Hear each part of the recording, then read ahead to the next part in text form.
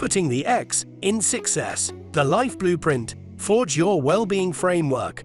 Hosted by Tom Nash from Pluxee UK, with Chris Smith, founder of Kid Resilient and the Spear Resilience Blueprint.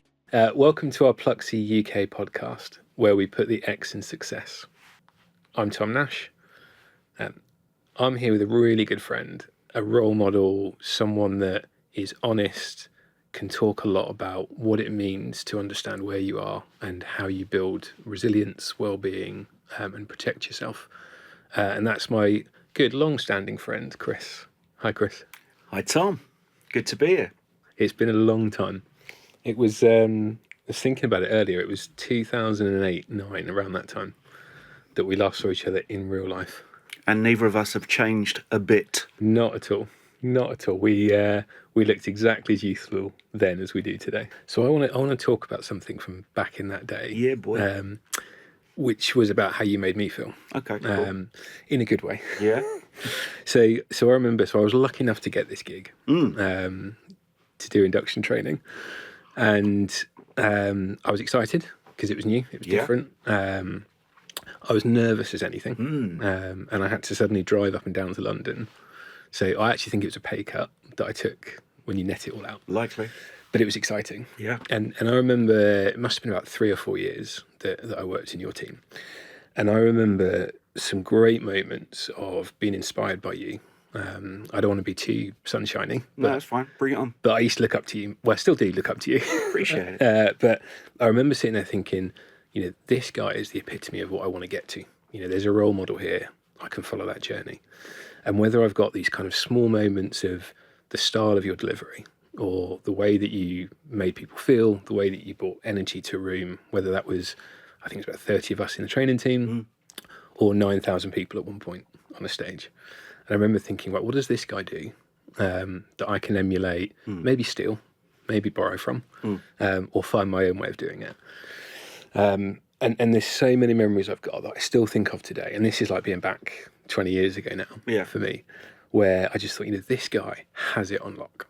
And then I fast forward to, I think it was about 3 or 4 months ago, and we stayed in touch without being in person. And you posted on LinkedIn that 2008, which I think we were in the middle of launching one of the biggest programs at Carphone. You were on stage. I'd suddenly got the point of I was coming in to follow in your footsteps and be mentored by you for the wireless camp stuff that we were doing. Yeah, wow. And for me, I was like, this is it. This is the highlight of what I'm going to take from this. Yeah. Then I read your post as to what you were going through at the time. And I don't want to steal your words, but what shocked me was I had no idea that what I saw was this positive situation because you portrayed it well. But inside you were going through a really negative experience, and I had no idea. Yeah. We all wear masks, and I think, and you used the term locked, you had it locked down. And it's easy for us to look at people and their external swag and think, that person has got it all. They're super confident, they know what they're doing. Nobody 100% knows what they're doing. And everybody, to some degree, has some form of limiting belief. I grew up with limiting beliefs, and I still face them today. I think, a lot of people talk about imposter syndrome, but where does that truly come from? And for me, I think when I was younger, I come from a working class background.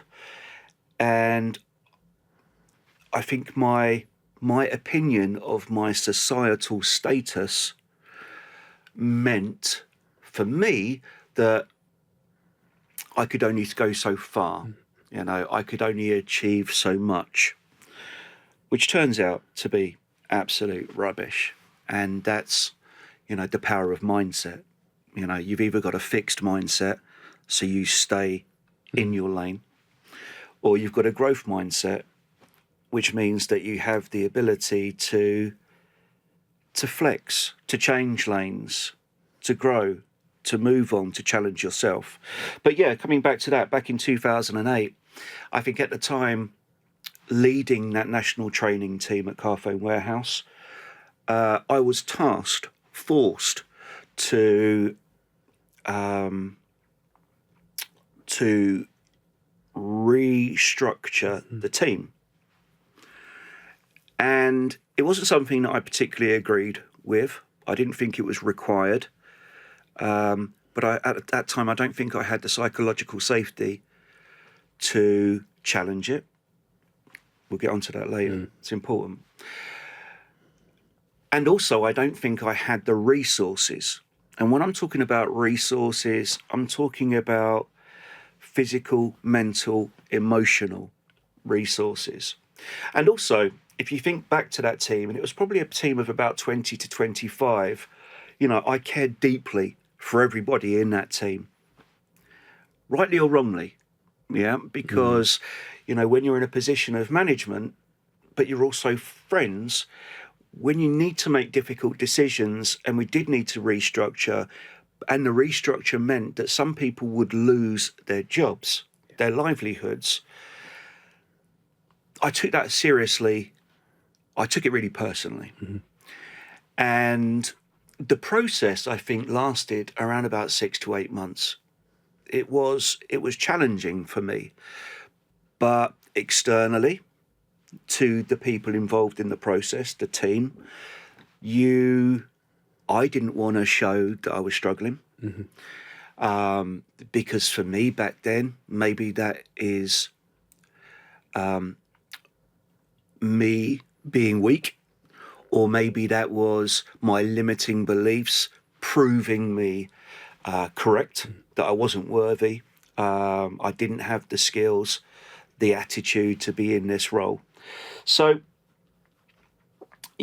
after we got through that process, and I took time to breathe again, I actually broke.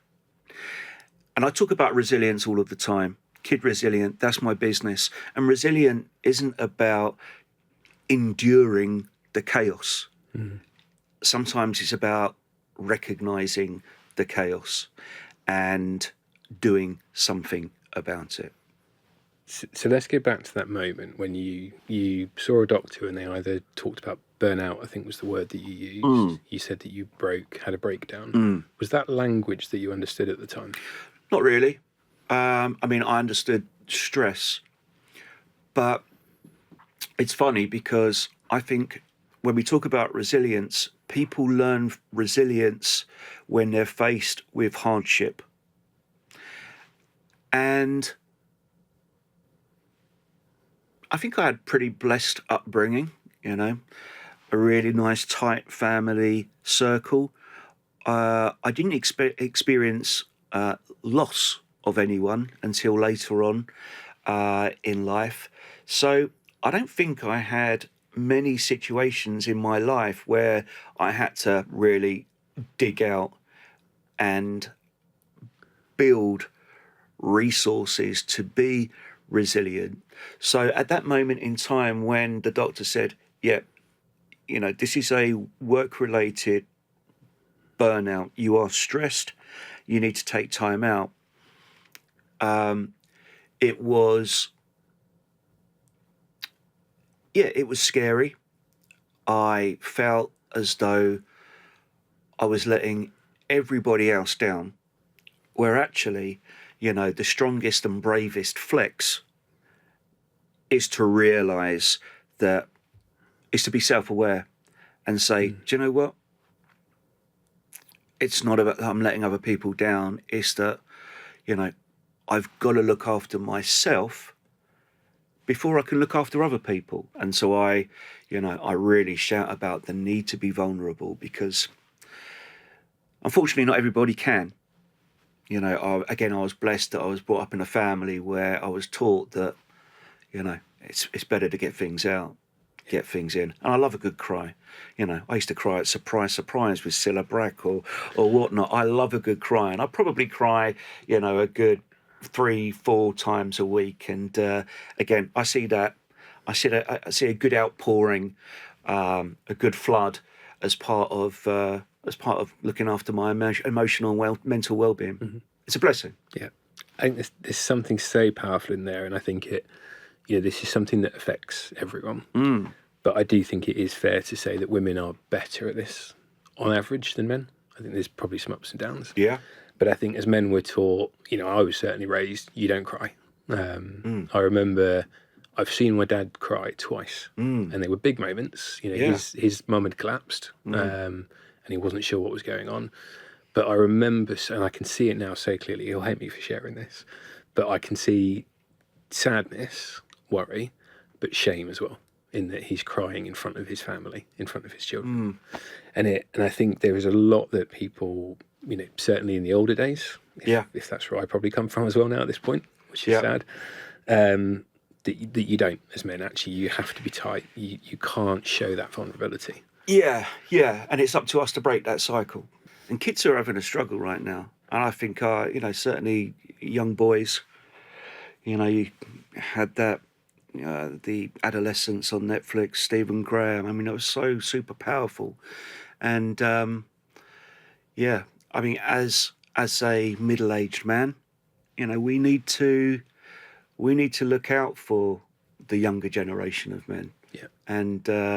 And show them what being a decent human being looks like. And being vulnerable, empathy, that strength. It's funny because we work in learning and development, or, that's the environment that we come from. And when you're teaching skills like vulnerability, empathy, all of that good stuff, it all falls under a label of soft skills, which is so wrong. And actually the term soft skills was a term the US Army came up with back in the 1960s for skills that they could not measure. Now, listen, it's now, 2025, we can measure these skills. So let's change the narrative on that, because, telling some dude that he needs to invest in his soft skills doesn't sound very sexy. Soft skills, they're human skills, they're essential skills. And that's, words really are important. Yeah, I love that. So we talked about, the vulnerability, the being able to maybe recognise that you're struggling. Resilience comes from life's inevitable challenges. There are inevitable things that will happen to us. For example, you will have a relationship breakdown at some point. And I think once you go through one of these scenarios, you already start to form some form of blueprint as to what worked for you in that moment. What are the things that you did that were positive or not positive? But ultimately, how did you get out of that moment? How did you move on? Resilient doesn't mean that you don't feel pain. You still feel pain. But being resilient means that you formed a bunch of habits, behaviours, mindsets that will be positive for you to navigate yourself out of that chaos, out of that situation. For example, I always like to, talk about, let's say, these two characters called Lisa and Darren. They've been in a relationship for 8 years, and they've got very, very comfortable with each other. And usually when people get comfortable with each other, they maybe drop some of those habits that they know are good for them. Maybe, looking after their well-being, good nutrition, going to the gym regularly, daily exercise.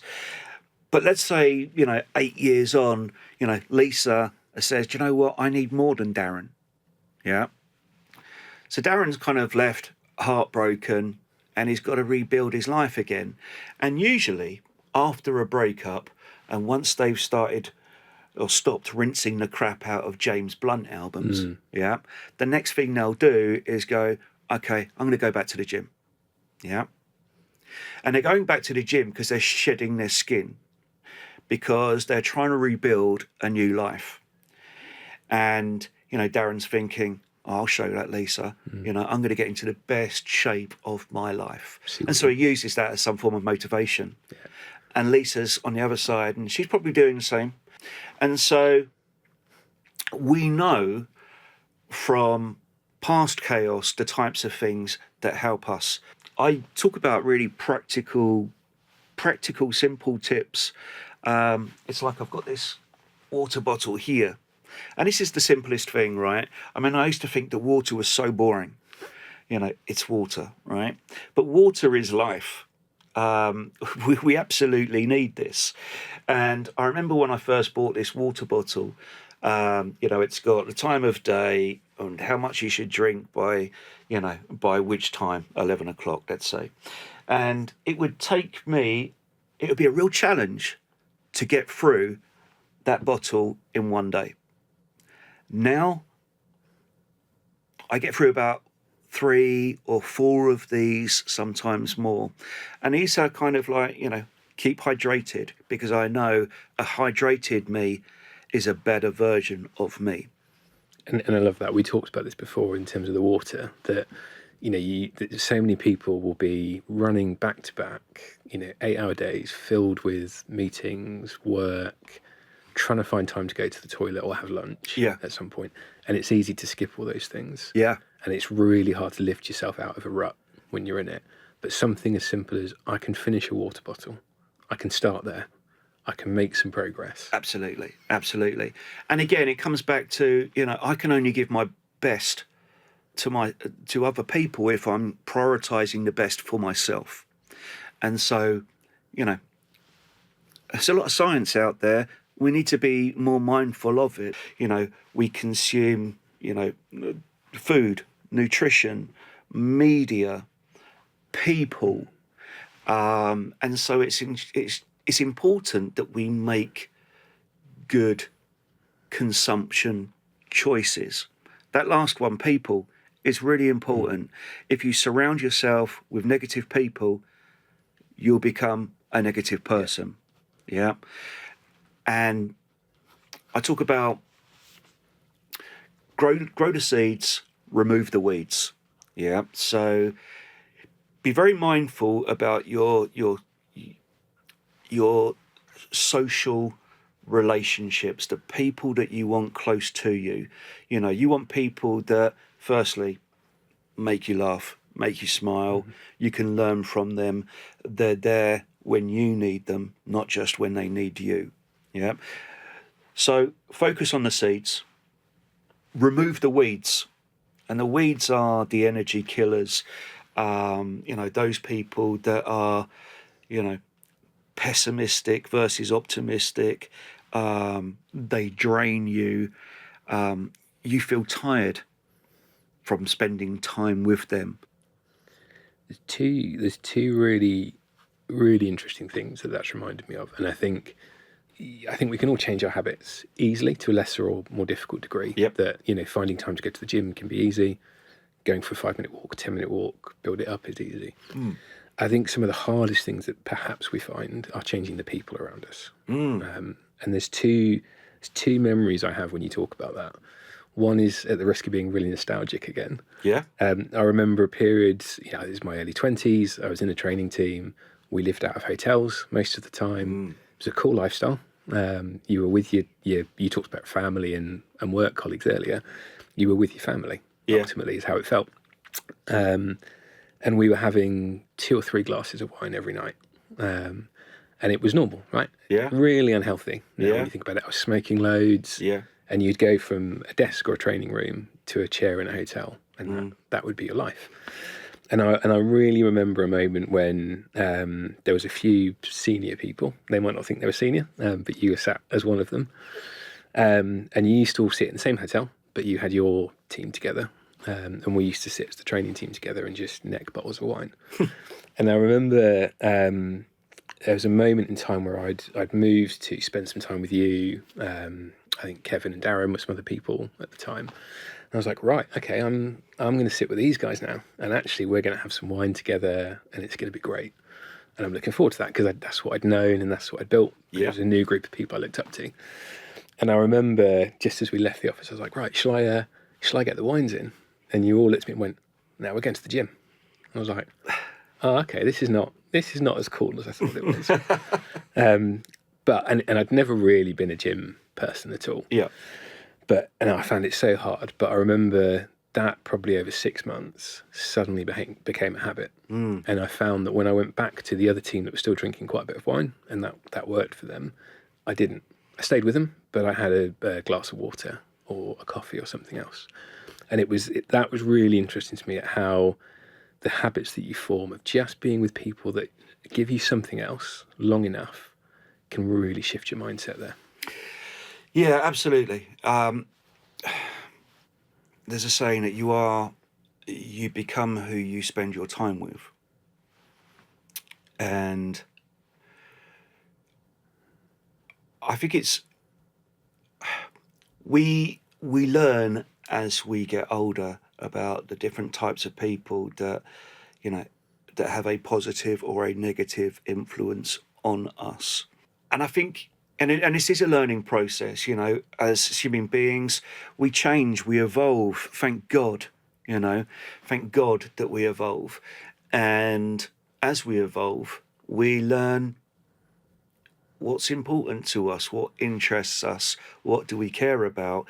And that might mean that we might need to rethink or adjust the relationships that we have in our life. I'm interested in how you do that, because it's not often. I don't think this is a conversation that people have, about, be it a friend, partner, or maybe it is because it's quite normal to celebrate when someone leaves a job that isn't serving them well, or someone gets out of a relationship that maybe we think wasn't right for them, as a friend or a family member. That's quite normal. But I've very rarely observed people that say, "Oh, you're not friends with that person anymore. That's a good thing." It's often we measure by the friends that we keep and the length, maybe, sometimes, of the friendships. And I had an experience that was really hard, and it was a romantic relationship. And it started over time. You talked about comfort earlier and the habits that we lose. Yeah. It started to get comfortable, and I really started to feel like it was a one-sided relationship. On my part, I'll say. Yeah. I'm sure she'll say that it was on her part. Sure. But I remember hanging on for about 9 to 10 months, and I remember so clearly. And it was a text message, which is probably not the right way to do it. But it started with me saying, "Look, I'm feeling it's one-sided. This is what I feel I'm not getting from it." Yeah. And I looked back about a year ago, and I think I sent that message 7 or 8 times before I said, "Do you know what? For all the good stuff this gives me, I'm going to end it, or I'm going to walk away from it." Yeah. And it was romantic in that case, but I think it was a friendship as well, or it could have been a friendship. Yeah. But the knowing that I would probably lose something, and a feeling of loss, because that's what it is. I'm interested in how people, I don't know that you have the answer, but how do you assess, is it time? And does it just happen, or is it a conversation that you decide this doesn't serve me anymore? That's a great, super deep question. And I'm not going to sit here like claiming I'm, a relationship expert. But when I teach my Spear resilience model or blueprint, we talk a lot about purpose and, what is your purpose? And purpose is formed by your values, what you care about. And a lot of workplaces, when you go and, you experience their onboarding, you say, this is our company purpose, mission statement, these are our values. And they might be a super cool company and have them laminated, framed around parts of their building. Cool. But when you think about from an individual perspective what your values are, you could have values, assigned values to how you want to be as a person. Yeah, or how you want to be as a friend, or how you want to be as a parent, or how you want to be as a team colleague. But it's, when you also talk about values, it's also about what boundaries you've got. And I think people are not great about defining your boundaries. Boundaries are what are the things that you're cool with, and more importantly, not cool with. Yeah. So the first part is, okay, what are my boundaries? And then the second part is even more difficult. It's how do I set and manage those boundaries? So if you feel that you're in a relationship and it's 90% of you is doing the hustle, and trying to keep it alive, well, surely a relationship is 50-50, right? I mean, you've got to feel like it's a partnership, and both of you are putting in, equal amounts of effort. And usually people think that when you put boundaries in place that you're being difficult or you're being selfish and it's all about you. For real, it is all about you. Yeah, because it's your boundaries that protect you, what you care about, and your well-being. And actually, when you put boundaries in place, if other people get annoyed with your boundaries, it's usually because they benefited from you having no boundaries in the first place. Yeah, that's so important. Yeah. So it's about being brave. It's about understanding what's important to you and what you're okay with, or what you're not okay with, and really kind of being strong about protecting those. How much do you think you learn this over age? So, and what I mean by that is, everyone has their own things that make life hard. Right? Some people it might be harder things. To others, it might seem like small, little things. I remember so clearly, and it's funny that when I first took that job into a head office role, I had a point of having to sleep in my car because I couldn't afford the petrol back and forth. Right? Well, I didn't know that, dude. You didn't pay me enough, mate. I'm sorry, man. I'm sorry. But it was a choice I made. You should have communicated your boundaries. Well, I set up in the car park, and that became my boundaries. It was a nice car park, to be fair. It was lovely. But I remember at the time there was a moment that I thought, wow, this is bad. I'm doing it. I know why I'm doing it, but I'm like, God, I got to sleep in the car. This is not comfortable. This is not good. Now, 20 years later, I sleep in the car all the time because I go travelling, and it's a really cool thing. Yeah. But there's something to me about perspective, Yeah. which is, when I think you've got maybe less experience, and it doesn't have to be age for me. It could be experience in the thing that you're doing, whether it's a leadership role or starting a family for the first time. It could be anything. You don't know what you don't know.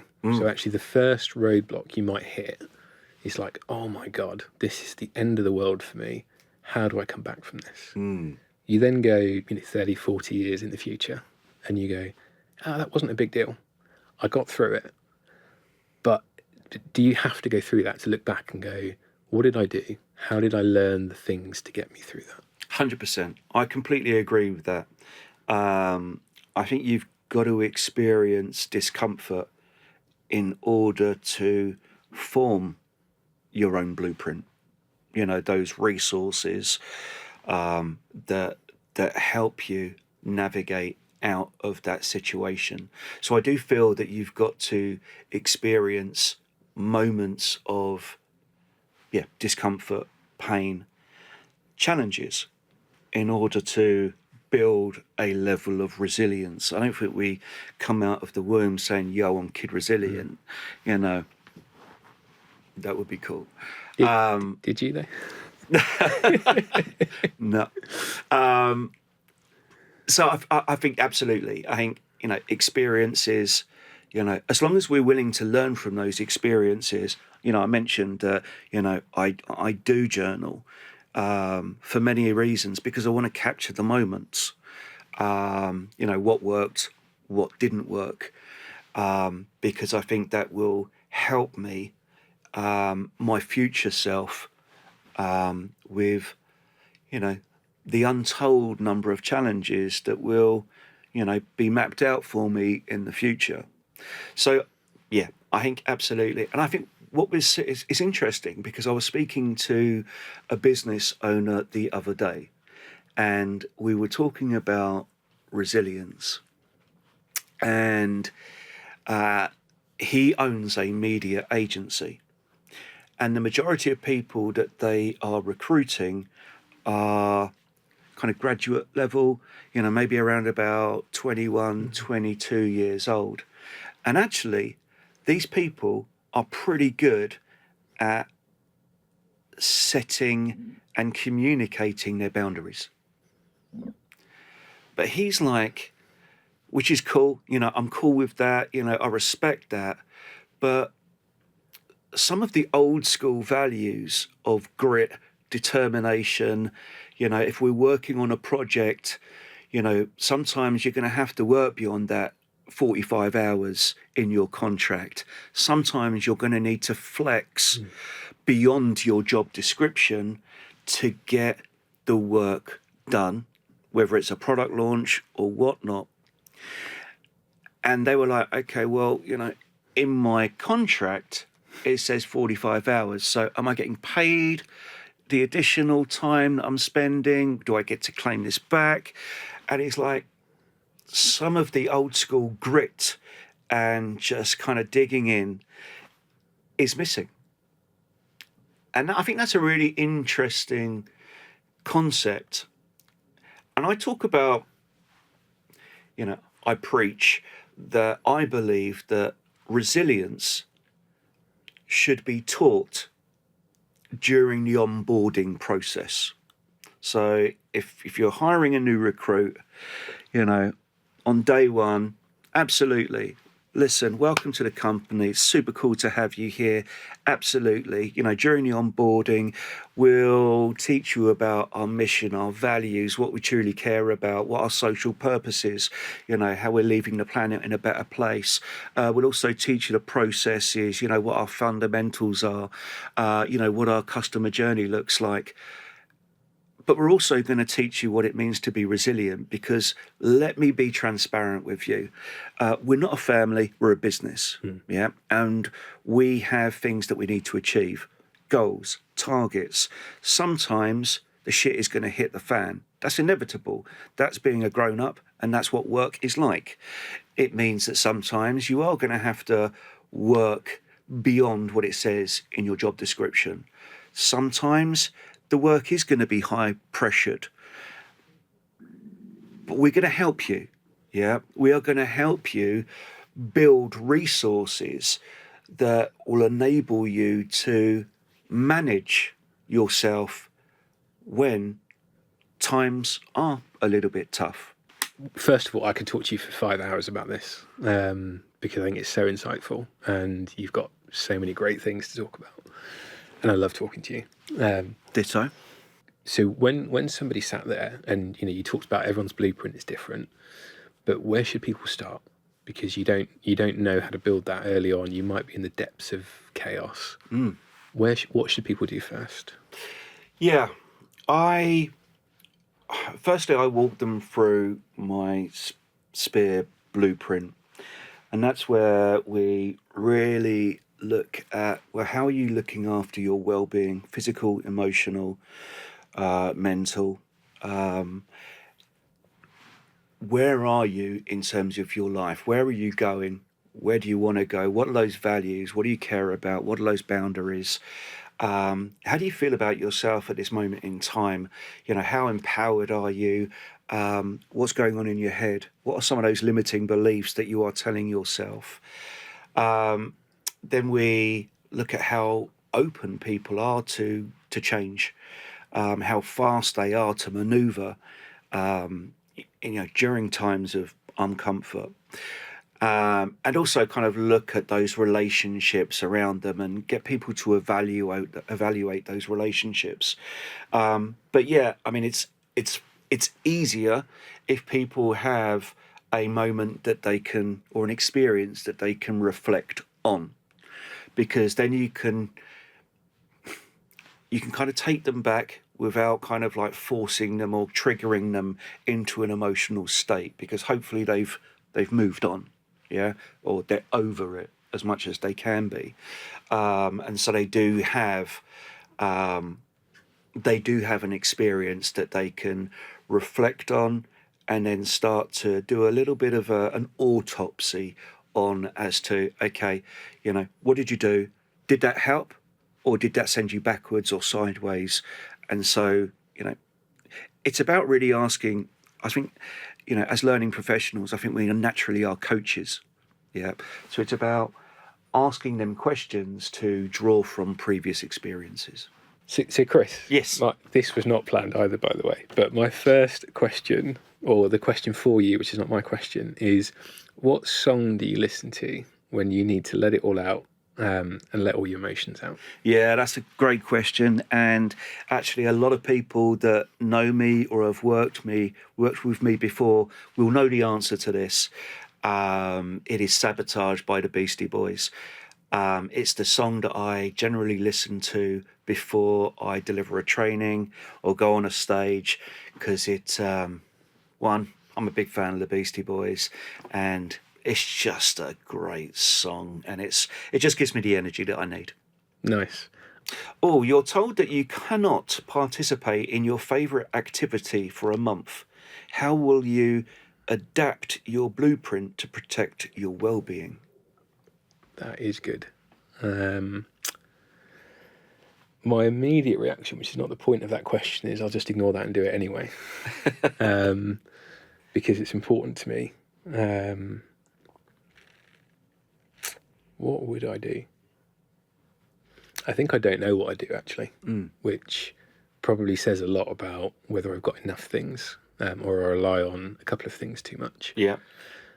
So I don't know what I do, actually, which I think is probably a lesson to take away to build a few extra things into my blueprint. Yeah, the well-being thing is really important. So it's, it is just adjusting, pivoting, smile and be agile, and over-index on something else. But that is a perfect way to end it. Chris, thank you so much. Thank you, brother. Appreciate you. So thank you for joining us for our conversation today. Thank you, Chris. It's been really powerful talking to you. Thank you to you all at home or at work for listening to us. Join us next time for putting the X in success.